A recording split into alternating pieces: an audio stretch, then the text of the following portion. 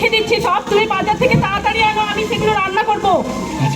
আজকে আমার মেয়ে লাশ হয়ে ফিরছে। ওই দিন আমি যে ভুল করেছিলাম, আজকে আমার গর্বে বুকটা ফুলে উঠছে।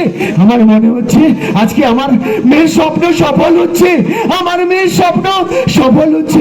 আজকে না আমার মেয়ে আসছে। বাবা, মা তুই এসছিস? তাড়াতাড়ি আনতে যাও, কাগজটা নাও। বাবা, মা তুই এসছিস? মা কই দেখি। বাবা, মা? তুমি কেমন আছো বাবা? মা আজকে আমার আনন্দে বুকটা ফেটে উঠছে রে মা। তুই আজ আমার স্বপ্ন পূরণ করেছিস রে।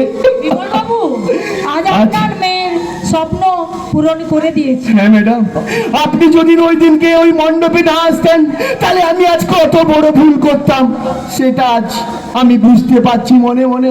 তাই সমস্ত অভিভাবক ও অভিভাবিকার কাছে অনুরোধ করছি করজোড়ে, আপনারা আপনাদের মেয়ের বিয়ে নাবালিকা অবস্থায় দয়া করে দেবেন না। তাই প্রত্যেক ছাত্র ছাত্রীদের এবং সমাজ